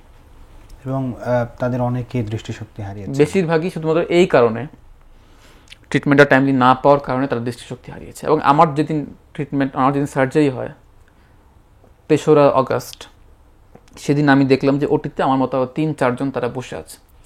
আমি বুঝতে পারছি যে এরাও আমার মতো ইনজুর্ড, কিন্তু আমরা আসলে একজনের সাথে কথা বলার সাহস পাচ্ছি। কারণ ওই সময় এমন একটা অবস্থা, কে মানে কি বলে কখন কোন বিপদে পড়ে কি এটা মানে বোঝা যাচ্ছে না। ওটিতে আসলে কেউ নাই, তারপর আমরা কথা বলছি না কারোর সাথে। পরবর্তীতে এদের সাথে আমার দেখা হয় অনেক জায়গায়, তখন আমি শুনি যে এরা প্রত্যেকেই 18-19 তারিখে আহত হয়েছে এবং এদের কারোরই আসলে দৃষ্টিশক্তি ফেরে নাই, ট্রিটমেন্ট পাইনি। আমি সবসময় কৃতজ্ঞ, আমি আল্লাহ রাব্বুল আলামিনের কাছে আমি সবসময় কৃতজ্ঞ। কিন্তু পাশাপাশি আমার পরিবার বলেন বা আমার যারা সহযোদ্ধারা ছিল, আমার ইউনিভার্সিটির কথা যদি আমি বলি, তারা মানে আমি তো সময় দেখতাম যে ইউনিভার্সিটি কীরকম ব্যবস্থা নিচ্ছে। আমার ট্রিটমেন্টের পুরো বিষয়টাই আমার ইউনিভার্সিটি সে সময় খুব দ্রুত যদি ট্রিটমেন্টটা হয়, সেখান থেকে ব্যবস্থাটা করে দেওয়া হয়। পাশাপাশি একজন মানুষের কথা সবসময় বলতে হবে, আমি ঢাকা ইউনিভার্সিটির বর্তমান যে ভিসি স্যার, নিয়াজ স্যার তৎকালীন সময় আমাদের প্রভিসি ছিলেন আর কি ইউনিভার্সিটির। উনি নিজে আমার খোঁজ খবর, আমার কী অবস্থা, আমার ট্রিটমেন্টের কোনো প্রবলেম হচ্ছে কিনা, কোনো ধরনের থ্রেট আসছে কিনা, এই বিষয়গুলো উনি নিজে খোঁজ খবর নিচ্ছিলেন। এই মানুষগুলোর প্রতি আমি সবসময় কৃতজ্ঞ, যে এই মানুষগুলো আসলে এদের ওই সময়কার ভয়াবহ এই সময়কার তারা যে বিষয়টা আমার সাথে তারা দেখিয়েছিল, যে উত্তরটা দেখিয়েছিল, এই ঋণটা আমি আসলে কোনো কিছু দিয়ে পরিশোধ করতে পারবো না কখনো। এই যে আপনার দৃষ্টিশক্তি এখনো আপনি পুরোপুরি ফিরে পাননি, এরকম অসংখ্য আহত রয়েছেন যারা দৃষ্টিশক্তি ফিরে পাননি। আপনার কি এটা নিয়ে কখনো আক্ষেপ কাজ করে কিনা যে আন্দোলন করে দৃষ্টিশক্তিটা হারালাম? কখনো রিগ্রেট ফিল করেন কিনা? প্রথমত হচ্ছে কখনো এটা নিয়ে আমার রিগ্রেট হয় না, কোনো দিনই হয় না, হবেও না ইনশাল্লাহ। কারণ আসলে যেহেতু আমি আগেই বললাম যে 16 বছরের একটা বিশাল জার্নি, বা 16 বছর ধরে আমাদের দেখে আসা একটা ভয়ঙ্কর ফ্যাসিবাদ, এই আন্দোলনে যদি আমার আরও বড় ধরনের ক্ষতিও হতো, হয়তো বা আমার মধ্যে রিগ্রেটটা থাকতো না। কারণ আমরা এই আন্দোলনে বিজয়ী হতে পেরেছি, বা আমরা এই ফ্যাসিবাদকে আমরা সরাতে পেরেছি। সেই জায়গা থেকে আসলে কখনোই আমার মধ্যে সেই রিগ্রেটটা কাজ করবেও না ইনশাল্লাহ। 5 আগস্ট যখন দুপুরে শুনলেন যে শেখ হাসিনা দেশ থেকে পালিয়েছে, আমরা একটা নতুন স্বাধীনতা পেয়েছি, তখনকার অনুভূতিটা যদি একটু বলতেন। আমি আসলে যেহেতু 2রা আগস্ট আমি গুলিবিদ্ধ হই, এবং আমি মোটামুটি 5 তারিখ পর্যন্ত আমি আত্মগোপন, এবং আমি তখন রেস্টে, বা আমি তখন একেবারেই সব কিছু থেকে ডিসকানেক্টেড। 3রা আগস্ট অথবা 4ঠা আগস্ট যখন ঢাকায় লং মার্চের ঘোষণা দেওয়া হয়, এর সময় যখন দেখলাম যে শহীদ মিনারে একেবারে সকল শ্রেণী পেশার মানুষ একত্রিত এখানে, এবং তারা প্রত্যেকেই এক দফার বিষয়টাকে তারা ঘোষণা করছে। সোশ্যাল মিডিয়ায় দেখলাম যে একেবারে সবাই, কেউ এটার বিপক্ষে কোনো কথা বলছে না, কোনো যদি কিন্তু না এটার মধ্যে, সবাই এক দফা শেখ হাসিনার পদত্যাগ। যখন এটা দেখলাম, আমার মনে হলো যে আমরা সম্ভবত খুব শীঘ্রই কোনো একটা ভালো কিছুর দিকে যাচ্ছি। কিন্তু সেটা যে 5 তারিখেই হবে, এটা আমি 5 তারিখ দুপুরবেলাও চিন্তা করিনি। কারণ যেহেতু 18 সালের নিরাপদ সড়ক আন্দোলন দেখা, সে সময় একটা বড় ধরনের আশা ভঙ্গ হয়েছিল সে সময়, যে এভাবে আন্দোলনটাকে দমন করে দেওয়া। 18 সালে আমি যখন ইলেকশন হয়, সে সময় একটা ভোটের একটা পরিবেশ আমাদেরকে দেখানো হয় যে ভোট দেওয়া যাবে, কিন্তু আমরা যখন ভোট কেন্দ্রে যাই, যে দেখি যে রাতেই সকল ভোট চলে এসে। সেই সময়কার এই যে সময়কার যে ট্রমা, যে আসলে এই সরকার এই ফ্যাসিবাদকে আমরা কখনো সরাতে পারবো না, এরকম যে একটা মানে ভয়ঙ্কর একটা ট্রমা নিজেদের আমাদের কাজ করতো। সেই জায়গা থেকে মনে হয়নি যে 5 তারিখে মনে হয়নি যে আমরা সম্ভবত ভেবেছিলাম যে হয়তো লড়াইটা আরো দীর্ঘ হবে, দীর্ঘায়িত হবে, অনেক সহকর্মী সহযোদ্ধাদের আমাদের হারানো লাগবে। হ্যাঁ, তো আলহামদুলিল্লাহ এটা আসলে আল্লাহর অবশ্যই বিশেষ রহমত এবং মানুষের যে একত্রতা, মানুষের যে একীভূত হওয়া, সেই বিষয়টা এটাকে সহজ করে দিয়েছিল আর কি। ওই সময়ে আপনি রেস্টেই ছিলেন? আমি রেস্টে ছিলাম, কিন্তু যখন শুনলাম যে অবস্থা, আমি তখনই বের হয়ে পড়ি আমার এই অবস্থা নিয়ে ধানমন্ডিতে। তখন আমি ধানমন্ডিতে এক জায়গায় আত্মগোপনে ছিলাম, সেখানে বের হয়ে পড়ি। সেখানে বিজয় মিছিলে অংশ নিই। খুবই মানে আমার তখন চোখের তো অবস্থা, কিন্তু প্রচুর কান্না পাচ্ছিল, মানে আমার চোখ দিয়ে শুধু পানি পড়তেছে। মানে এই যে এত মানুষের জীবন, এত মানুষ সে সময় জীবন দিল, পাশাপাশি 16 বছরে তো আসলে মানুষ কম নির্যাতিত হয় নাই। আমার অসংখ্য মানুষকে দেখেছি যে তারা তাদের পরিবারের সদস্যদেরকে হারিয়েছে, গুম করা হয়েছে অনেক মানুষকে। অনেকেই জানেনও না আসলে তিনি বেঁচে আছেন। আর একটা বিষয় একটু বলি, যে আমি মনে করি যে একজনকে মেরে ফেলার থেকে আরো বড় বিষয় একজনকে গুম করে রাখা, কারণ তার পরিবার জানছে না যে সে কি আসলে বেঁচে আছে নাকি তার কি বিষয়। তো সেই সময় আমার মাথায় শুধু এগুলোই আসছিল যে এই যে এত বছরের এক মানুষের ভিতরকার যে অবস্থা, মানুষের যে নির্যাতন, যে জুলুম, এই জুলুমতন্ত্রের পতন যেভাবে হবে, এই যে মানুষ এভাবে রাজপথে নেমে আসবে, আমি এগুলো খুব আগে চিন্তা করতাম যে যখন কোনো সময় এরকম জুলুমতন্ত্রের পতন হলে আমরা এভাবে রাজপথে নেমে আসবো, আমরা মিছিল করব, আমরা আনন্দ ফুর্তি করবো। কিন্তু আমাদের সবারই তারুণ্যের স্বপ্ন ছিল যে আমরা এভাবেই। এবং আরো মজার কথা হচ্ছে, আমরা কোনো একটা ভালো প্ল্যান করলে আমরা বলতাম যে আমরা হাসিনার পতনের পর আমরা এই কাজগুলো করব, এগুলো করব। তো যাই হোক, ওই সময় আসলে আমার মাথায় শুধু আসছিল এই যে এতগুলো মানুষের জীবন, এত এত আহত, এত রক্ত। মানে ওই সময় আসলে শুধু আমি মানে কান্না করছিলাম, আমার চোখ দিয়ে শুধু পানি পানি পড়ছে। এরপরে যদি আমি আবার চলে যাই, কিন্তু ওই সময় অনুভূতিটা আসলে কোনো কিছু, দুনিয়ার কোনো কিছু দিয়ে ওই সময় অনুভূতিটা আসলে বোঝানোর সুযোগ পসিবল না আর কি। এই যে আমরা অসংখ্য শহীদের রক্তের বিনিময়ে নতুন বাংলাদেশ পেলাম, সেই বাংলাদেশে আমরা এই অভ্যুত্থানের ফসল হিসেবে একটা সরকার গঠন করেছে, অন্তর্বর্তীকালীন সরকার। সেই সরকার আসলে এই অভ্যুত্থানকে কতটা ধারণ করতে পেরেছে এতদিনে, আপনি কি মনে করেন? দেখুন, হয়তো একটা বিষয় আমি একটু বলি, এই যে মানুষের মধ্যে এক ধরনের ঐক্য এবং মানুষের ভিতরে যেই স্পৃহাটাই গণ অভ্যুত্থানকে সফল করেছে। আপনি এখনো যখন রাজপথে যাবেন, আপনি দেখবেন যে রাস্তায় লেখা আছে যে 71 দেখিনি, 24 দেখেছি। রাস্তায় লেখা আছে নতুন স্বাধীনতা।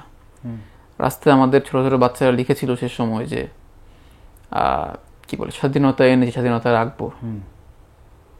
এই যে বিষয়গুলো, এগুলো কিন্তু শুধুমাত্র কয়েকটা শব্দের লেখা না। একটা এই জেনারেশনটা, যাদেরকে আমার জেনারেশন জেড বলি, জেনজি, তারা যে চিন্তা থেকে আসলে এই গণ অভ্যুত্থানে এসেছিল এবং তারা এই গণ অভ্যুত্থানটাকে সফল করছে, গণ অভ্যুত্থান মানে তারা বুঝেও না, তারা পরিবর্তনের জন্য, একটা চেঞ্জের জন্য, তাদের কাছে এটা স্বাধীনতার মতো, মুক্তির বিষয়, একটা বিপ্লবের মতো তাদের কাছে বিষয়টা। কিন্তু আমরা 5ই আগস্ট পরবর্তীতে দেখলাম যে আসলে যেই স্পিরিটটা আমাদের মধ্যে ছিল, বা এই জেনারেশন যে স্পিরিটটা বিষয়টাকে চিন্তা করে আন্দোলনে অংশগ্রহণ করেছিল, আমরা দেখলাম যে একটি বিপ্লবী সরকার গঠন না করার মাধ্যমে সেই স্পিরিটটাকে অনেকটাই স্লো করে দেওয়া হলো। তারই ফলশ্রুতিতে আমরা দেখতে পেয়েছি এই যে এখন পর্যন্ত গণ অভ্যুত্থানের আগস্টের পর থেকে এখন পর্যন্ত যে বিষয়টা, এখনো যে মানুষজন মানে এখন পর্যন্ত যতগুলো বিষয়কে আমরা দেখতে পেয়েছি, এই সব কিছুর পিছনে আমি মনে করি যে আমাদের সেই গণ অভ্যুত্থানের স্পিরিটটা, এই জেনারেশনের যে আকাঙ্ক্ষা, এই জেনারেশন আসলে কি মিন করছে সেটাকে ধারণ না করতে পারার কারণেই এই সরকার বলেন বা যেই বলেন, গণঅভ্যুত্থানের শক্তি বলেন বা যেই বলেন, কেউ আসলে এখন পর্যন্ত সেভাবে সফল হতে পারেনি, বা তাকে আমি সফল হিসেবে মনেও করছি আমি না। যদি আরেকটু মানে নির্দিষ্ট করে আপনাকে জিজ্ঞেস করি, যারা এই বৈষম্য বিরোধী ছাত্র আন্দোলনের নেতৃত্ব দিয়েছিলেন, তারা কি আন্দোলন পরবর্তী সময়ে মানে ক্ষমতার প্রতি তাদের আকর্ষণটা বেশি ছিল, মানে এই সংস্কারের চেয়ে তারা নিজেরাই মানে রাজনৈতিক দল গঠন করা, নিজেরাই ক্ষমতায় নিজেদেরকে দেখা, এই বিষয়গুলো নিয়ে কি বেশি ব্যস্ত হয়েছিলেন আপনার মনে হয়?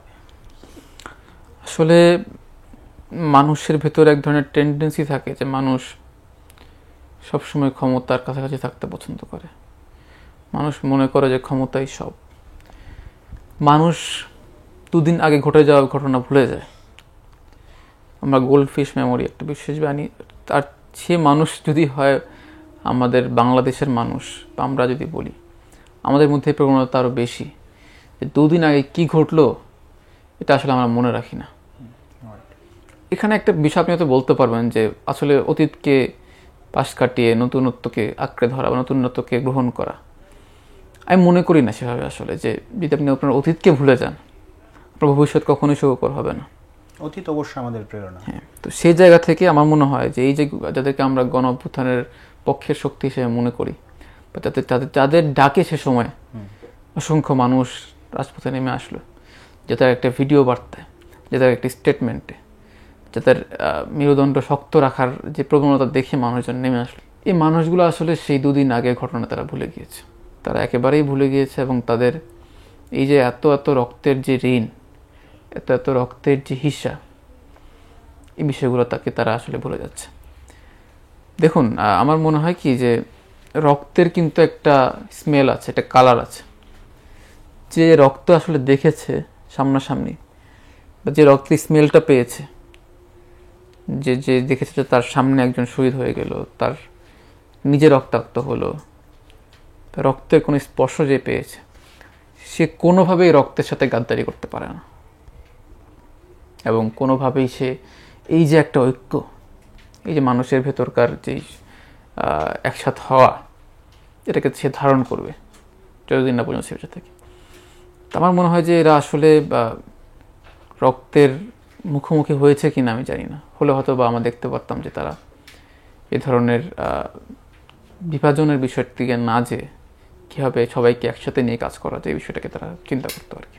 এই সময়ে এসে আমরা দেখতে পাচ্ছি যারা আন্দোলনে অংশগ্রহণ করেছেন এখনও তারা নানানভাবে পতিত ফেসিবাদের বিভিন্ন দোসরদের মাধ্যমে তারা হুমকির সম্মুখীন হচ্ছেন, তাদেরকে ফেসবুকে বুলিং করা হচ্ছে, এবং বিভিন্ন রাজনৈতিক দলের পক্ষ থেকেও আমরা এক ধরনের প্রবণতা দেখতে পাচ্ছি, তারা এই নেতৃত্বকে প্রশ্নবিদ্ধ করার চেষ্টা করছেন।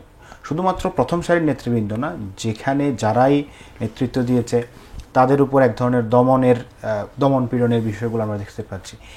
এই যে রাজনৈতিক দলগুলো নতুন বাংলাদেশে এসেও এ ধরনের রাজনৈতিক চর্চাগুলো করছেন, এই বিষয়টাকে আপনি কিভাবে মূল্যায়ন করবেন? প্রথমত হচ্ছে কি যে যেই হুমকির কথাগুলো আপনি বললেন, এটার পিছনে আসলে সরকারের একটা ব্যাপক ধরনের উদাসীনতা এবং বিচারহীনতার যে বিষয়টা, দৃশ্যমান বিচারের যে বিষয়টা, সেটা যেহেতু আজকে গণঅভ্যুত্থানের প্রায় 11 মাস শেষ হচ্ছে, বা আমরা একটা নতুন বর্ষে চলে আসলাম গণঅভ্যুত্থান পরবর্তী, এই যে একটা 1 বছরেও কিন্তু আমার দৃশ্যমান বিচারের বিষয়টা আমরা দেখতে পাইনি, যার কারণেই আসলে পতিত ফ্যাসিবাদ বলুন বা যারাই বলুন তারা এই বিষয়টাকে তারা করছে। এর পাশাপাশি রাজনৈতিক দলগুলোর যে বিষয়টা, আমি প্রথমে বলেছি যে জুলাইয়ের যেই চিন্তাটা, যে এক ধরনের যে প্রেরণা নিয়ে মানুষজন রাজপথে এসেছে, আমাদের রাজনৈতিক দলগুলো আসলে সেই চেতনা থেকে অনেকখানি দূরে সরে গেছে, ধারণ করতে পারেনি, এবং নতুন বাংলাদেশের আবেদনটা তারা নিতে পারেনি। তো যদি তারা এই বিষয়গুলোকে ধারণ করত, তাহলে কখনোই কোনোভাবেই এই যে শহীদের রক্তের যে বিষয়টা আমি বললাম, সে রক্তের কথা অন্তত স্মরণ রেখে হলেও তারা কোনোভাবেই বিভাজিত হতো না, বা তারা একে অপরকে দোষারোপের যে রাজনীতি আমরা দেখছি এখন, আমরা দেখতে পাচ্ছি যে গণ অভ্যুত্থানের প্রত্যেকটি যারা সক্রিয়ভাবে ছিল, আওয়ামী লীগ বলে, আওয়ামী লীগের ফ্যাসিবাদের বিরোধী যে রাজনৈতিক দলগুলো ছিল, প্রত্যেক রাজনৈতিক দল কিন্তু 24শে গণ অভ্যুত্থানে তাদের বড় ধরনের ভূমিকা আছে। তাদের বিশাল ত্যাগ, 16 বছরের ত্যাগের কথা বাদে দিলাম, বিশাল ত্যাগ তাদের। কিন্তু তারা ওই যেটা বললাম, যাদের অতীতকে ভুলে যাচ্ছে, পাশাপাশি তারা ঐক্যের বিষয়টাকে তারা আসলে নিতে পারছে না। সেই কারণে তারা এখন বিভাজনের রাজনীতি করে। আমি মনে করি যে আসলে এটা আমাদের জন্য খুব ভালো কিছু সফল কিছু বয়ে আনবে না আর কি। আপনি অভ্যুত্থানের একজন আহত হিসেবে আপনার কাছে জাস্ট জানতে চাওয়া যে অভ্যুত্থান পরবর্তী জুলাই স্মৃতি ফাউন্ডেশন নামে একটি ফাউন্ডেশন হয়েছিল শহীদ পরিবারকে পুনর্বাসন করার জন্য, আহতদের চিকিৎসা নিশ্চিত করার জন্য। এই যে জুলাই স্মৃতি ফাউন্ডেশন বলেন অথবা সরকারের পক্ষ থেকে যে উদ্যোগগুলো, এই জিনিসগুলোর সহযোগিতা কিংবা সুবিধা আপনারা কতটুকু পেয়েছেন, এবং শহীদ পরিবার এবং অন্যান্য যে আহত পরিবার রয়েছেন তাদের কাছে আসলে পৌঁছেছে কিনা, তারা এই সুবিধাগুলো নিতে পেরেছেন কিনা, কি মনে করেন আপনি? দেখুন, আহতের হিসাবটা বলতে গেলে অনেক বিশাল একটা নাম্বার। এই নাম্বারটাও কিন্তু এখনো পুরোপুরি আসেনি, এবং শহীদদের এক্সাক্ট নাম্বারটা আমরা তালিকাটা এখনো প্রকাশ করতে পারিনি বা আমাদের কাছে আসেনি। আমরা আসলে এই কাজগুলোতে আমরা শুরু থেকে যেটা দেখলাম, যে যেহেতু সবার মধ্যে এক ধরনের ক্ষমতার কাছাকাছি থাকার চিন্তা, রাজনৈতিক নতুন দল করার চিন্তা, আমি যেটা বললাম মানে কীভাবে একে অপরকে শত্রুতে পরিণত করা যায়, এই বিষয়গুলো যখন তারা শুরু করলো, স্বাভাবিকভাবেই যারা এই জুলাইয়ের ভিকটিম যারা, এদের কথা যেহেতু এরা ভুলেই গেল বা এদেরকে আসলে মনে রাখতে পারলো না, এরা শুরু থেকেই এ ধরনের গভর্নমেন্টের যে সাপোর্টগুলো, যেগুলো আসলে তাদের জরুরি এবং যাদের যেটা নিড এবং তারা এটা প্রাপ্য, এই বিষয়টা আমরা দেখতে পাইনি যে আহত কিংবা শহীদরা। জুলাই স্মৃতি ফাউন্ডেশনের দায়িত্বে তো আমাদের সার্জিস আলম ছিলেন, স্নিগ্ধ ছিলেন, তারাও তো এই অভ্যুত্থানের অন্যতম সংগঠক ছিলেন, নেতৃত্বে ছিলেন। তারা দায়িত্ব নেওয়ার পরও এই জিনিসগুলো কেন হলো না? আসলে একটা কাজ তো আসলে কালেকটিভ কাজ, অনেকগুলো জায়গার একসাথে কাজ। আমি আসলে কাউকে দোষারোপ করতে চাই না, কিন্তু আমি বলতে চাই যে সমন্বয়ের যে ভয়ঙ্কর অভাব আমরা দেখেছি, ম্যানেজমেন্টের যে ভয়ঙ্কর সিস্টেম লসের বিষয়গুলো আমরা দেখেছি, এগুলোর কারণেই মূলত হচ্ছে এই কাজগুলো খুব বেশি ইফেক্টিভ হয়নি কিংবা খুবই ধীর চলছে। আমি বলছি না যে এটা একেবারে হচ্ছে না, হচ্ছে, কিন্তু খুবই ধীর গতিতে। অসংখ্য আহত, আমরা জানি যে তারা এখন পর্যন্ত তাদের গভর্নমেন্টের যে রেজিস্ট্রেশন, MIS বলি আমরা, এটা এখন পর্যন্ত অনেকের হয়নি। অনেকে আমরা দেখেছি যে অসংখ্য লোকজন তারা জুলাইতে আসলে তাদের খুব বেশি ভূমিকা নেই, বরং তারা বিরোধী পক্ষের ছিল, তারাও বিভিন্নভাবে ছলছাতুরি করে এগুলোর আশ্রয় নিচ্ছে। এগুলোর কারণটা কি? এগুলোর কারণটা হচ্ছে যে রুট লেভেলে আমরা এই বিষয়গুলোকে আসলে সেভাবে নজরদারির মধ্যে নিয়ে আসতে পারি নাই। আমরা ধরেন জুলাই ফাউন্ডেশন একটা সংস্থা বা একটা, এটা যদি প্রত্যেকটা জেলায় ফাংশনেট হতো, এরা যদি শুধুমাত্র ঢাকা কেন্দ্রিক না হয়ে সব জায়গায় হতো, বিশেষ করে যদি এভাবে করা যেত যে প্রত্যেকটা জেলা কি বলে প্রশাসন যারা আছে, জেলা পরিষদ বলেন বা ডিসি বলেন, ইভেন উপজেলা পরিষদ পর্যন্ত, এগুলো পর্যন্ত যদি এই বিষয়গুলো রিচ করা যেত তাহলে আশা করি যে অনেক এভাবে বিষয়গুলো এইভাবে হতো না। তো এখন দেখেন, একটাকে যখন আপনি ঢাকার সেন্ট্রালাইজ করে রাখলেন, তখন এত বিশাল পরিমাণ আহত, তারা কিন্তু চাইলেও এতজনকে একসাথে সেবা দিতে পারবে না, এরকম কিছু বিষয়। তবে এই ক্ষেত্রে আমি মনে করি যে গভর্নমেন্ট আসলে এটার ক্ষেত্রে সদিচ্ছাটা গভর্নমেন্টের ছিল না। যেমন আমরা দেখেছি বাংলাদেশ জামায়াত ইসলামী, তারা একটা শহীদদের নিয়ে একটা জীবনী প্রকাশ করেছে এবং একই সাথে তারা প্রত্যেকটা পরিবারের কাছে তাদের আর্থিক সহযোগিতা পৌঁছে দিয়েছে। একটা রাজনৈতিক দল যদি এই কাজগুলো করতে পারে, সরকারের পক্ষ থেকে আমাদের প্রত্যাশা আরও বেশি ছিল নিশ্চয়ই, এবং সরকার চাইলেই করতে পারতো, তাদের অনেক সুযোগ ছিল এই কাজগুলো করার জন্য। তো এখানে কি শুধু আপনি সদিচ্ছার অভাবে দেখছেন নাকি অন্য কোনো কারণে দেখছেন? এটা সদিচ্ছার অভাব আসলে, কারণ এই কাজগুলো কোনো রাজনৈতিক দলেরও কাজ না, এই কাজগুলো কোনো বেসরকারি কোনো সংস্থার কাজ না, এটা সম্পূর্ণ সরকারের কাজ। আপনি যদি বিশেষ করে আপনি বিশ্বের বিভিন্ন দেশে যেসব জায়গায় গণহত্যা সংঘটিত হয়েছে, আপনি রুয়ান্ডার কথা যদি ধরেন, আপনি বিভিন্ন দেশের গণহত্যাগুলোকে যদি আপনি সামনে নিয়ে আসেন, এর পরবর্তীতে যেটাকে বলা হচ্ছে আপনার রিহ্যাবিলিটেশন এবং হচ্ছে কি তাদের ভিকটিমদেরকে সাপোর্ট দেওয়া, ভিকটিম সাপোর্টের যে বিষয়টা, এই জায়গাটা গভর্নমেন্ট থেকে না হলে এটা কখনোই কোনোভাবে করা সম্ভব না। কারণ এখন যারা কাজগুলো করছে, অনেকগুলো সংস্থা কাজ করছে, রাজনৈতিক দলের কথা বললেন আপনি, এগুলো আসলে এদের কাজ না। আসলে এদের কাজ হচ্ছে যে এদেরকে একসাথ করে গভর্নমেন্টের সাথে লিঙ্ক করায় দেওয়া, গভর্নমেন্টকে সাপোর্ট দেওয়া, প্রেসার দেয়া কাজগুলো করার। কিন্তু এই যে আমরা এখন কি করবে, যেহেতু গভর্নমেন্ট করছে না, সেই কারণে এটা করতে বাধ্য হচ্ছে। এটা আর কি মূল বিষয়। পাশাপাশি দেখবেন যে বিচারের বিষয়টা যদি আমি বলি, যে অসংখ্য ভুয়া মামলা হয়েছে, প্রচুর পরিমাণের গায়েবী মামলা, এবং যারা জড়িত ছিল এদেরকে আসামি করা হয়েছে। আপনার কি কোনো মামলা আছে কিনা এই জুলাই অভ্যুত্থানে? না, আমি কোনো এখন পর্যন্ত মামলা করিনি, তো আমার প্ল্যান আছে। আসলে মামলা না করার পিছনে মামলার শিকার হয়েছেন কিনা? না, আমি মামলার শিকার হইনি, আমার মামলা নেই। আমি বলছিলাম যে অভ্যুত্থানের পরবর্তী সময়কার কথা, মামলা বাণিজ্যের যে বিষয়টা আর কি, এটার মাধ্যমে কিন্তু জুলাইয়ের যেই প্রাপ্তিটা আমাদের, এটাকে অনেকখানি ম্লান করে দেওয়ার পিছনে বিষয়গুলো, অসংখ্য যারা আসলে দোষী না এদেরকেও জড়িত করা হচ্ছে, আসল দোষীদেরকে সেফ এক্সিট দেওয়া হয়েছে, আর যারা সেই অর্থে দোষী না তাদেরকে মামলা দেওয়া হয়েছে। অর্থাৎ এর মধ্য দিয়ে পুরো মামলার যে প্রক্রিয়া এটাকে প্রশ্নবিদ্ধ করা হয়েছে। আমরা শেষ পর্যায়ে চলে এসেছি। যদি আপনার এই জুলাইয়ের বিশাল অভিজ্ঞতা এবং জুলাই পরবর্তী বাংলাদেশের প্রায় 11 মাস হতে চললো, এই যে অভিজ্ঞতা, এই দুইটাকে সমন্বয় করে যদি পুরো বাংলাদেশের নাগরিকদের প্রতি, শহীদ পরিবারদের প্রতি, অথবা যারা আহত আছেন তাদের প্রতি আপনার কোনো বার্তা থাকে? আসলে আমরা যেই গণ অভ্যুত্থান এবং যে জুলাই বিপ্লবের মাধ্যমে আমরা নতুন বাংলাদেশ পেয়েছি, এর পিছনে অসংখ্য মানুষের ত্যাগ, অসংখ্য মানুষের জীবন, অনেক রক্ত, অনেক ত্যাগ, অনেক মানুষের ক্যারিয়ার, অনেক মানুষের অনেক অঙ্গ প্রত্যঙ্গ, এগুলোকে বিসর্জন দিয়েই কিন্তু জুলাইয়ের গণ অভ্যুত্থানটা হয়েছে। অতএব এই অভ্যুত্থানটাকে রক্ষা করা, এই অভ্যুত্থানটাকে বাংলাদেশে জিয়ে রাখা এবং এই স্পিরিটটাকে কাজে লাগানো, এবং জুলাইয়ের সবচেয়ে বড় স্পিরিট ছিল সবার মধ্যে ঐক্য, ফ্যাসিবাদের বিরুদ্ধে যে ঐক্য, সেই ঐক্যের বিষয়ে সবাই যাতে আমরা ঐক্যবদ্ধ থাকতে পারি, এবং দেশের প্রত্যেকটি মানুষ, প্রতিটি শ্রেণী পেশার মানুষ, প্রতিটি রাজনৈতিক দল, বিশেষ করে আমি একজন জুলাইয়ের আহত হিসেবে আমি তাদের কাছে বিনীত নিবেদন, অনুরোধ করছি যে আসুন আমরা নতুন বাংলাদেশে ঐক্যের মাধ্যমে, ঐক্যের ভিত্তিতে আমরা নতুন বাংলাদেশটাকে গড়ে তুলি।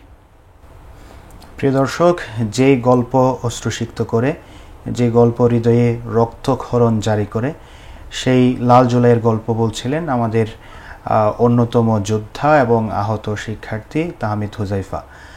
আমরা দেখেছি আমাদের নতুন বাংলাদেশের সূর্যোদয় দেখানোর জন্য যারা তাদের দৃষ্টিশক্তি হারিয়েছেন, যারা তাদের বুকের তাজা রক্ত ঢেলে দিয়েছেন, তাদের রক্তের উপর গড়া বাংলাদেশ আজ তেমন ভালো নেই যেমনটা আমরা প্রত্যাশা করেছিলাম। কিন্তু আমরা এখনও আশায় বুক বেঁধে রাখতে চাই যেন আগামীর বাংলাদেশ এই আহত শিক্ষার্থীদের প্রত্যাশার বাংলাদেশ হয়, শহীদ ভাইদের আকাঙ্ক্ষার বাংলাদেশ হয়, এবং জুলাইয়ের যে প্রকৃত চেতনা, সেই চেতনার বাস্তবায়ন হয়। লাল জুলাইয়ের গল্পের আজকের পর্ব দেখার জন্য সবাইকে অসংখ্য ধন্যবাদ জানিয়ে আজকের পর্ব এখানে শেষ করছি। আসসালামু আলাইকুম।